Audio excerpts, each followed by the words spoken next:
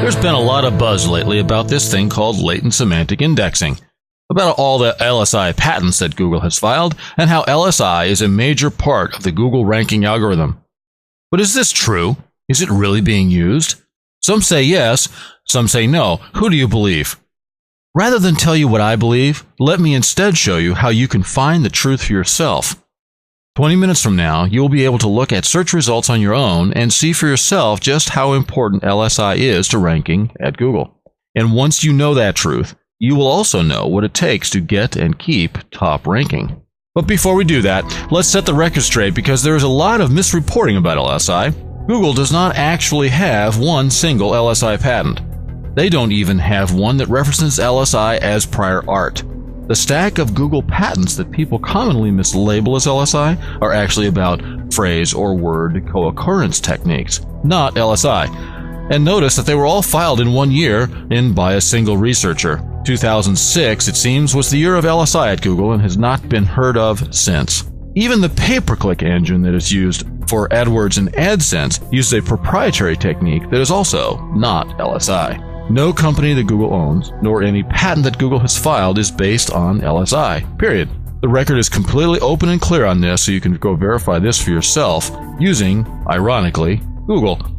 But even without a patent, Google might still be using LSI, right? Well, sure, they could be, so let's look at why they might want to. The first clue to what LSI does is the name itself. Semantics is the study of the meaning of words. This is the same way humans view words. We see not just the spelling of a word, but its many meanings as well. So we know that car and automobile, for example, while very different words, both name very similar ideas. They have the same semantics. Historically, search engines have been limited to just the words themselves because the meaning is far too difficult and expensive for them to compute. That's where the latent in latent semantic indexing comes in. LSI relies on the idea that the meaning of words is latent in the way they are used, how often they are used, and in what combinations. So LSI will find that wing relates strongly to airplane, somewhat less so to building, lesser still so to house, and not at all to mouse. By using a really large group of documents, every common meaning and usage of every single word is captured by reference to every other word. It is this measure of mutual interaction between words that gives LSI its real power. Since LSI is essentially working then at the level of meaning rather than directly with the words themselves, it automatically handles a bunch of language problems that are hard to get right any other way. As humans, we take these oddities of language for granted, but it's really hard work for computers. The simplest example is the singular versus plural form of a word, as in dog versus dogs, dress versus dresses, reply and replies, and octopus versus octopi.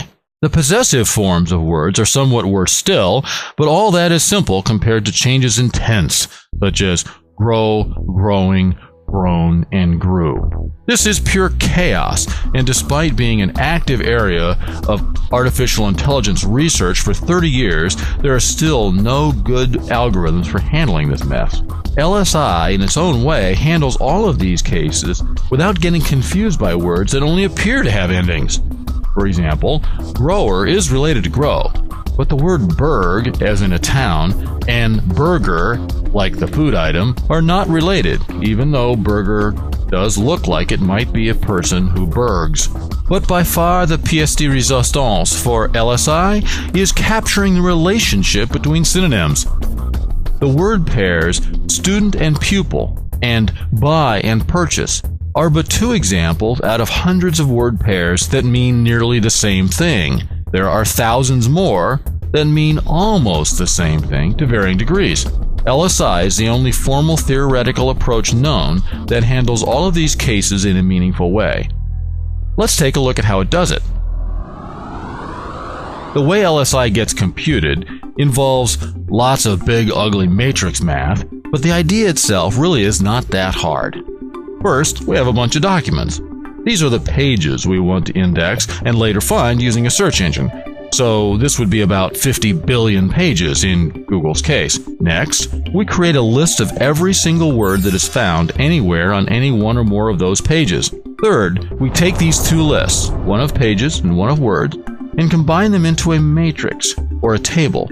where each column is one of our pages and each row is one of the words we found. Each cell in this matrix is an intersection of a page and a word, and contains the number of times that word was found in that page. Now, at this point, we have to weight each of these cells by a thing called term frequency inverse document frequency, or the common words like a, and, the, etc. will prevent LSI from finding the less common words that give a page its real meaning. That's step 4. We're still not done yet because this matrix is just way too big to do anything with. So our 5th and final step is to use an algorithm named singular value decomposition to create a matrix that is only about 300 rows. But wait a minute. Remember that the rows represent the words in our pages, right? So if we only keep 300 rows, what happens to the rest of the words? That's a good question. This is where LSI claims to do magic. The theory states that the relationships between all the words that went into the big matrix are actually still latently contained in the smaller matrix, even though only 300 words are in there.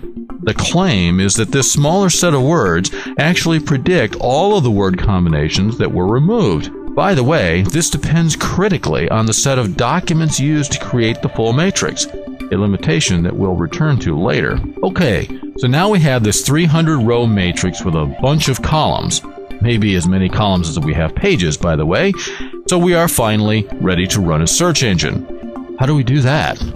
Here's how. When a user types the query, we treat that query as an itty-bitty document and match it against all of the index documents using a special matrix technique that will score each of our index documents by how similar in meaning they are to our query document. We then just return our index documents in the order from high score to low, from high similarity to low similarity. No problem. Now, might Google be doing precisely this? Sure, maybe. There's really only one good way to find out. To find LSI, or not, we just have to compare search results for different cases where we should be able to spot LSI at work and see how well Google does what LSI would do. The simplest and most obvious case is plurals. Recall that endings are handled automatically by LSI and that the meaning, not the spelling, of the words is what is being compared. So the search results when we query for the singular and plural forms of words should be identical because the meanings themselves are identical. You can test this for yourself. Search for car, and then for cars. The result counts differ by about 50%, and only one result in the top 5 are the same. What about grape versus grapes? Just 3 of the top 5 results match, and the result counts are 27% different. Finally, take a look at blanket and blankets, and notice that a 34% change in the result count, plus only 2 of the top 5 listings are the same. Can this really be LSI at work? How could our results and result counts be so different when LSI should treat singulars and plurals as the same query? But let's move on. The tense of a word, past, present, and future, is another area where LSI will return very similar results. Maybe not identical, but similar. So let's search for grow, growing, and grown. The result counts for these queries range from 109 million to 266 million, and there is not one single page in common in the top 5. Given what we found so far, this last test is clearly hopeless, but let's go ahead and test a pair of words that are very close synonyms, car and automobile. Instead of the similarity in results that LSI would create, Google result counts differ by a factor of 10, and there is not one single page shared in the top 5. Do you see LSI here at all? Do you see dead people too? It's just not there. The very predictable results that LSI provides are simply never in evidence at Google. Well, maybe it's just invisible. Maybe they're actually using it, but we can't see it. What's the difference? As an SEO, I don't really care what they are using, I just care what will move rankings. And LSI clearly isn't it. But this leaves us with this nagging question. If LSI is just so doggone good, and it is, why isn't Google using it? Well, the reason's simple. Google does something that is even smarter. LSI claims to handle word forms and synonyms with math, which, by the way, is a really nice research project. Stay tuned for flying cars, too. But in the meantime, Google works with real documents in the real world, doing what humans really expect. LSI has no way to handle negative queries, whereas Google handles positive and negative queries using exactly the same system. LSI has no sense of word order or proximity to handle phrases. Google does all of that. LSI is known to scale very poorly, whereas Google's scale is proven and growing. In fact, even the researchers involved directly in LSI state that there is no known successful use of LSI on more than 1 million documents. Folks, Google does test cases on more than 1 million documents.